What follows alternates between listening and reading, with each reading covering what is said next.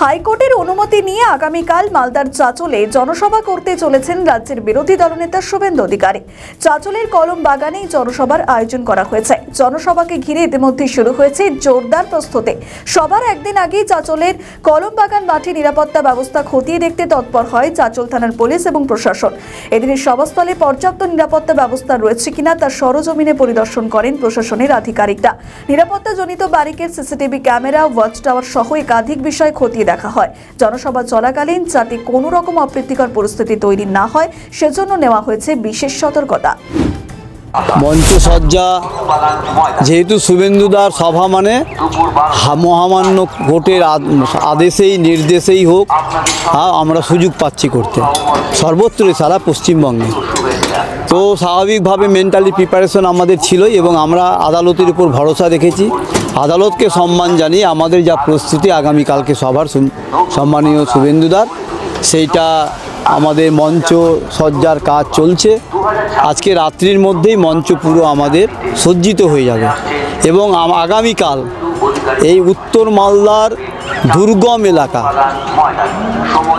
রতুয়া, চাঁচল, মালতীপুর, হরিশ্চন্দ্রপুর এই দুর্গম এলাকাতে সংখ্যালঘু অধ্যুষিত এলাকায় শুভেন্দুদা এখানে নতুন বছরে আর নতুন দিশা এবং নতুনভাবে বাংলা গড়ার আর এখানে আহ্বান উনি রাখবেন এই সভার মাধ্যমে। এবং আমাদের এই সভা প্রমাণিত হয়ে যাবে যে বিজেপি সংখ্যালঘুদের মধ্যেও আজকে অচ্ছুত নয়। কারণ মমতা ব্যানার্জি, তৃণমূল কংগ্রেস সংখ্যালঘু সম্প্রদায়ের মানুষকে আজকে শুধু বিজেপির জুজু দেখিয়ে ব্যবহার করেছে। আজকে লক্ষ লক্ষ পরিযায়ী শ্রমিক মালদা থেকে যাচ্ছে, তার 90% হচ্ছে সংখ্যালঘু সম্প্রদায়ের মানুষ। তারা হাতে কম্পিউটার, এক হাতে কোরআন, এইটা রাখতে পারছে না। এক হাতে কোরআন রাখছে তার ধর্ম উপাসনার জন্য, কিন্তু এক হাতে তারা টাইলস মিস্ত্রি, রাজমিস্ত্রি, কাঠ মিস্ত্রি, রং মিস্ত্রি যন্ত্র রাখছে। ভারতীয় জনতা পার্টির এনডিএ শাসিত রাজ্যে সংখ্যালঘু সম্প্রদায়ের মানুষ তারা আজকে এক হাতে কোরআনের সাথে সাথে এক হাতে তারা কম্পিউটার রাখছে, তারা ডাক্তার, ইঞ্জিনিয়ার হচ্ছে। তো আমরা চাইছি যে আজকে পশ্চিমবঙ্গে মমতা ব্যানার্জির এই ছলনাময়ী, প্রতারণাময়ী চিন্তা ভাবনা থেকে সারা মালদা জুড়ে সংখ্যালঘু সম্প্রদায়ের বিশেষ করে মহিলারা, মায়েরা তারা আজকে মুখ ফুরাচ্ছে।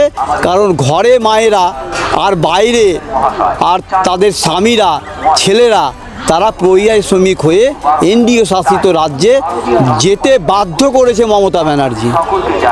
তাই তার মোহভঙ্গ হয়েছে সংখ্যালঘু সম্প্রদায়ের মানুষের তার প্রতি, এবং এই সভা কালকে তার প্রমাণ হয়ে যাবে। কত মানুষের জমায়েত? এমনি তো হাইকোর্ট নির্দেশ দিয়েছে 9000-এর বেশি যাওয়া যাবে না। হাইকোর্টের অর্ডারকে সম্মান জানিয়ে আমরা আমাদের এখানে মঞ্চসজ্জা থেকে আরম্ভ করে সাউন্ড সিস্টেম সমস্ত ব্যবস্থা করছি।